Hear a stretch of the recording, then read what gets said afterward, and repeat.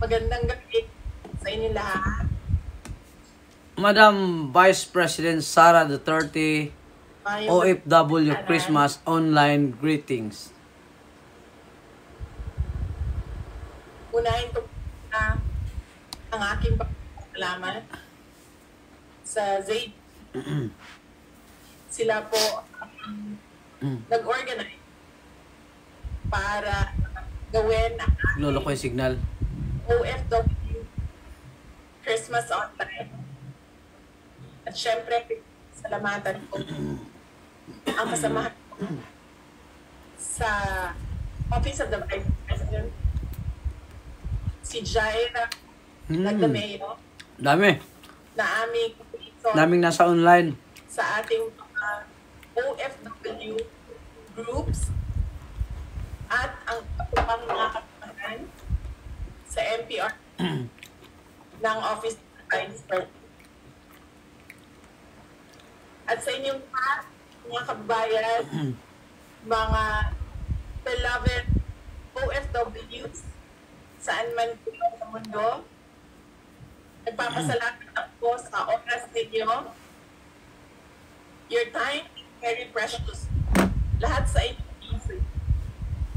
nandyan kayo sa abroad dahil sa trabaho at dahil sa inyong pagmamahal sa inyong pamilya. Kaya talaga ng oras ninyo, pero ibinigay ninyo ito ngayong gabi para sa akin at para tayo ay magkasama kahit konting oras lang. Yes. Para mag-greet natin ang isa't isa ng maligayang Pasko. Kami ay masaya na nakasama namin kayo ngayong gabi. At nagpapasalamat ako sa karamihan ng ating mga kababayan abroad sa pagpapakita ninyo ng suporta sa akin. Lagi kong sinasabi sa lahat ng napupuntahan ko ng mga programa, unang-una ang aking pagpapasalamat personal sa inyong lahat, sa tulong ninyo, sa kampanya ninyo, sa suporta ninyo at sa boto ninyo para sa akin nung nakaraang halalan ng taong 2022. Yes. Alam nyo, unang-una ang dumating na absentee voting at yung mga boto na galing sa OFWs. At doon ko unang nakita ang landslide na boto ng aking mga kababayan at pagtitiwala. At doon unang nakita ng taong bayan ng Pilipinas kung gaano binigyan ng pagpapahalaga ng mga OFWs ang aking adhikain na tumakbo as Vice President at magtrabaho para sa ating bayan. Kaya nagpapasalamat ako sa inyong lahat. Yes. Sa boto ninyo. Pangalawa, personal pa rin ang aking pagpapasalamat. Marami sa inyo ang nakakita ng ating mga balita. Nakikita ninyo ang mga challenges. Nakita namin yung panggugurgur sa'yo ng mga congressman. Ng pangalawang Pangulo. Pero nandyan pa rin ang inyong tiwala at suporta at nagpapasalamat kami sa patuloy ninyo na Hindi nila kayang gibain ang Vice President. And we commit to continue to give efficient, accessible, and responsive public service mula sa tanggapan ng pangalawang Pangulo kahit anuman ang challenge or challenges na dumating sa amin. At ang sunod na pagpapasalamat ko ay mula sa aming pamilya, ang pamilya Duterte. Napakalaki ng utang na loob namin sa inyong lahat, mga kababayan namin, sa pagkakataon at pagtitiwala na ibinibigay ninyo sa amin na makapaglingkod sa ating pamahalaan. Yes. At napakalaki ang tulong ng pagpapakita ng suporta ng OFW community sa ginagawa namin na trabaho. Maraming salamat sa inyong lahat. Alam nyo, lagi kong sinasabi yan kapag OFWs ang kausap ko o mga sundalo ang mga kausap ko, na yan ang dalawa sa klase ng desisyon sa buhay na hindi ko kayang gawin dahil hindi ko kayang malayo sa aking mga anak, sa aking pamilya.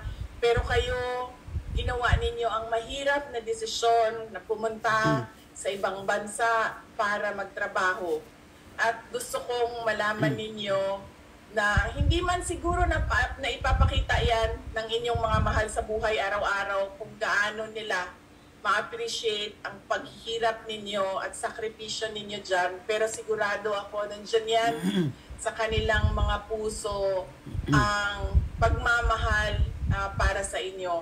Alam namin ang sakripisyo ninyo, nakakausap ko ang marami sa ating mga kababayan dyan noong ako ay umikot sa Southeast Asian nations, nagtitipid sa pagkain, walang tulog, merong iba, 2, 3 ang trabaho, yung iba nakikitara. Tama ka, Madam President. Marami dito, 2 hanggang 4 pa nga ang trabaho. Ng ibang kababayan. Yung iba, 10 o 7 sa loob ng isang kwarto. Nagtitipid ng pera. Totoo yan, Madam President. Para malaki ang ipadala sa kanilang mga pamilya dito sa Pilipinas.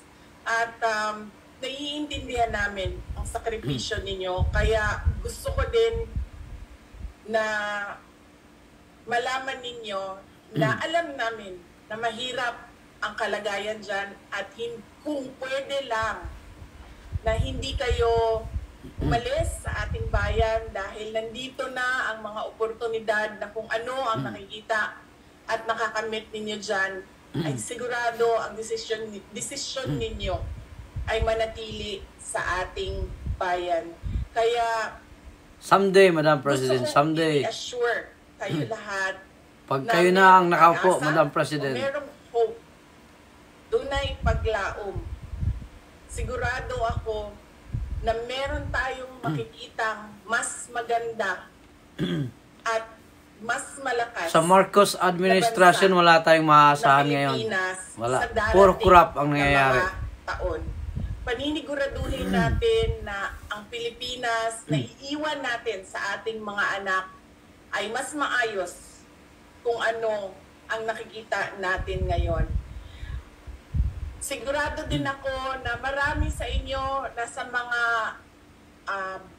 mga bansa na sobrang ganda o sobrang advanced na sila. At ang lalo na din sa amin sa Canada, Madam Vice President. Sa ating bayan.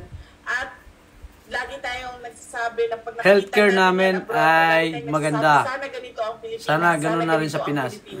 Sinasabi ko sa inyo, may pag-asa tayo na maging isang superpower. Kailangan lang natin ng pagkakaisa at sinseridad ng mga kawani ng gobyerno. Yung kanilang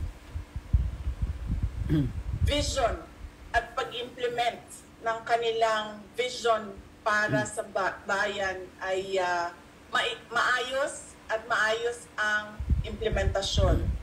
At natututukan ang mga problema ng ating bayan tulad ng korupsyon, kriminalidad, terorismo, insurgency, at kung ano pa man yung mga problema ng taong bayan. Kahirapan, kagutuman ay dahil walang oportunidad at walang foreign investments or investors na interesado sa ating bayan dahil katunayan, hindi tayo as competitive kung nasaan kayo ngayon. Pero kaya natin yan. Sabi ko nga, may hope, may pag-asa, dunay paglaom para sa ato ang lasod.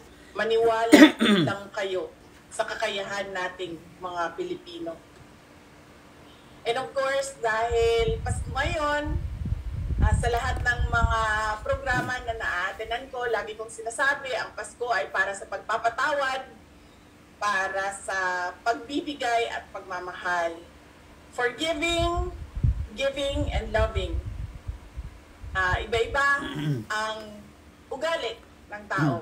Meron sa atin mabilis magpatawad, meron sa atin matagal magpatawad, meron sa atin hindi na nagpapatawad. Pero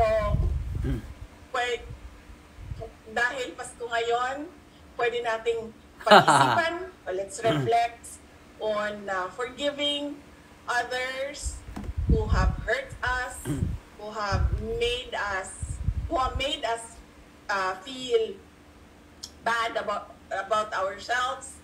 At yan mo, Madam President, lahat ng mga gumagawa sa'yo ng hindi maganda. Ngayong Pasko, lagi kong sinasabi, may pag you, ano rin sila, pagsisihan din nila yon. Ang sunod ay giving and loving, hindi mahalaga na mamahalin ang regalo natin. Hindi kailangan ang bagong iPhone, hindi kailangan ang bagong iPad, bukal sa kalooban mo na magbigay ka, Apple Watch, hindi kailangan at ang bagong nasa puso mo yung pagbibigay.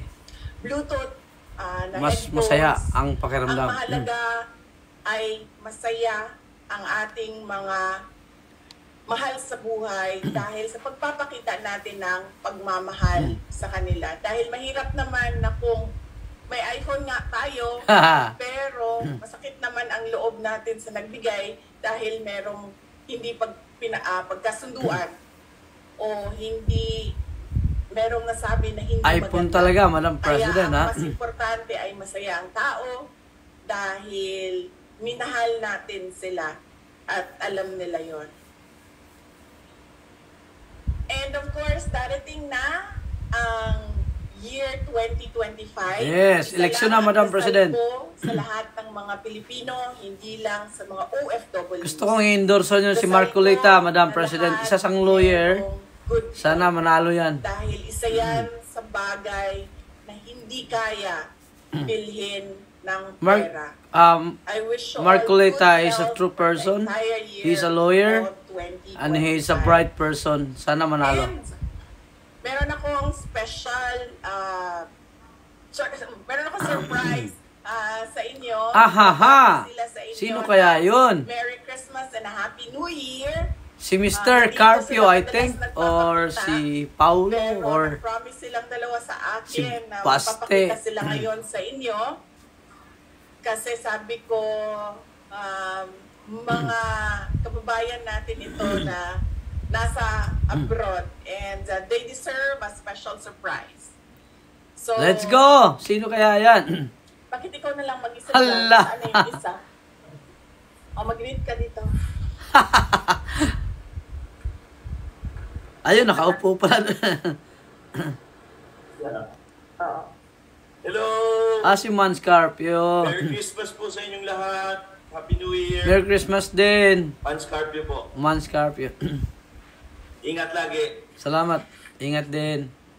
Yan ang aking asawa. Ngayon nawala yung aking isang anak, pumasok ata sa loob. Gusto nilang bumati sa inyo ng Merry Christmas and a Happy New Year mula po sa aming pamilya, para po sa inyong lahat at sa inyong mga pamilya. Merry Christmas and Merry a Happy Christmas New din, Year. Madam Vice President. Magungahong bagong tuig kaninyong tanan. Wow. Nice. Pusong pasasalamat, Vice President Inday Sara Duterte, sa pagbibigay ng oras upang makasama kami at makasama rin namin kayo. Tunay kayong inspirasyon para sa aming lahat. Bago natin wakasan ang makabuluhang pagtitipong ito, magkaisa tayo sa isang taimtim na panalangin. Yes. Ang pasasalamat na mula kay Miss Gladys Bugay of Inday Sara Duterte Ako, Vietnam. Wow. Ito ay para sa bawat isa na naririto, sa mga biyayang natanggap natin, at sa tagumpay ng lahat ng adhikain na patuloy na magpapabuti sa minamahal nating Pilipinas at sa buhay ng bawat mamamayang Pilipino.